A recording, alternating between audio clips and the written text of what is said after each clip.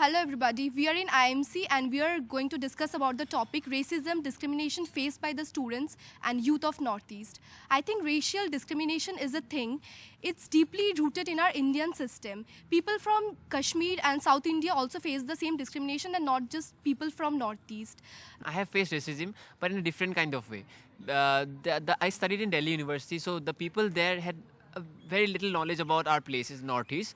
So mostly there's a thin line between racism and ignorance. And when you are a subject of ignorance, that cannot be translated into racism.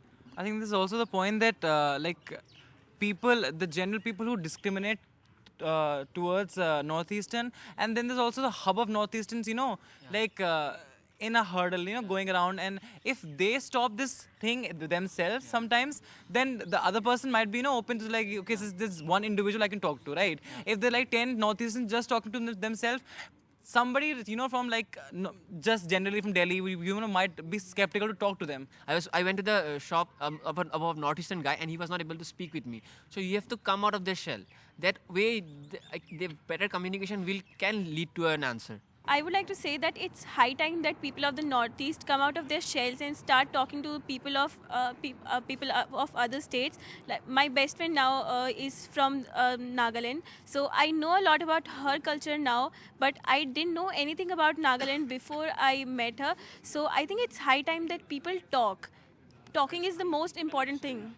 Not very much talk about their culture, so that's why Northeastern part is not during the election time. They also not talked about Northeastern part, and in culture also right now Government of India started celebrating culture of Northeastern, so we are very much familiar about their culture, and in future also we can celebrate this kind of journey. The thing is that, I have a counter on a point that when you're talking that Northeastern culture is not a part of Indian culture, that's itself discriminating. And the second thing is that this racism is an extreme term. It's about isolation. The people, they get isolated because they form their groups. And it's from both sides. People from Northeast or people from South, they are familiar or comfortable in their own friend zone, in their group, and we are in our own. They don't interact. So that interaction is required to break that barrier of racism. We need to acknowledge the fact that, okay, racism is a thing, casteism is a thing. Every time something happens to some Northeasterner or to some Dalits or to some Muslim, we just confine it to 2 or 3 people that something happened with so person. That is not the general case. But we need to acknowledge the fact that this is the case and this is something that is going on in our society, because with acknowledgement comes improvement after that. I would like to point two things. Firstly, political angle. See, the policies which are made in India, they cannot be generalized. The policies are basically made on the northern India. So those cannot be applied to Northeast. The concept of cultural nationalism comes into play here, I think. What our idea of Indianness is. So we should not let the Punjabi identity in Pakistan overrides the Pashtun identity, or the Sinhalese identity in Sri Lanka overrides the Tamil identity. So the problem here too is that this North Indian Punjabi identity overrides all other identities. You are a Tamilian, you are a Mallu, or you are Northeast. I think we need to address what this nationalism is. If better awareness for Northeast comes to us, and if we think that they're just people like us, because I have generally come in contact with a few Northeasterns, and I finally, I am very okay with them, and it's a good life living with them. They're just normal people, they're just like us. And so then better awareness by the government to other Indians is one step that could be done. What I think is, when the government wants to brag about the culture and tourism, then only the role of Northeast states come in. Their problems are never acknowledged. So that's when the role of media comes in. The media should give more coverage to the problems of the Northeastern states, not just bragging about tourism, like North is so much beautiful. Then only the government talks about Northeast.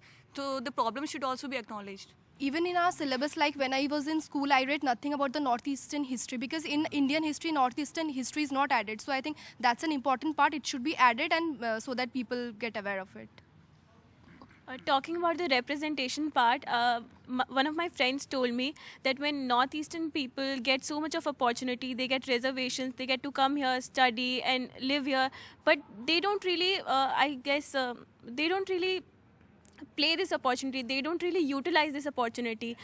My friend said that people like to party and go out and hang out and stuff, but they don't utilize the opportunity to do the good stuff. Like in the media, I don't think any northeastern people want to join the media, or there are very less number of people who want to do that. It's a very abstract point, but when it comes to beauty of a person, Indians have been very critical. They have this conceptualized image of a girl, and that will never change. That is intact. On a boy, that will never change. So when we accept other people, other races, or other, other kind of people in the whole genre of beauty, then also we might be more, open-minded. Regarding the reservation which she said about, it's a similar thing. ST, SCs which are reserved here, they are reserved there. And the ST people, they don't have to pay the taxes.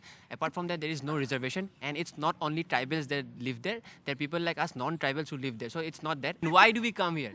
Because of the social mobility and the opportunities. Because there, we don't have the opportunities which you guys have. So we have to come here. And not only we are coming here, we will go there also. There means out of Delhi, out of Mumbai, and other places. Out of India.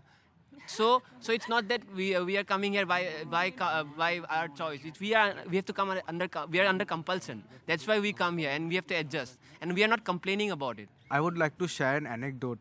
So when I went to one of these media institutes for an interview, they saw that I was from Guwahati, and they asked me, where are your certificates? Just because I was from a northeastern place, they assumed that I would have certificates for reservation. Yeah. The next question is that definitely when other people go in the states like northeastern, then definitely there is a majoritarian kind of attitude. When even people, we feel some kind of fear. Because okay. Not been there. Have you been to Northeast? No, not. So you are making whenever you go to a new place, definitely you feel some kind of fear inside you. Whenever you go to a new place, definitely there is some kind of fear inside you. But the question is that when we go... But the question is that when we go outside India, definitely there is some kind of feeling of India. When we all are from other states, definitely there is a feeling kind of Indianness. So that's a feeling we should also feel in Delhi also. I would like to say that many people in our country, here itself, lack the knowledge about our geographical location. Because when I say people about my mother tongue, which is Assamese, they immediately assume that I am from West Bengal, which shows the fact that many people still think that the eastern region of our country is only limited to West Bengal, which is not. Because Northeast is another part of our country. India is a country which starts from Haryana and ends in Bihar, with the pride for Kashmir, and rest is general knowledge.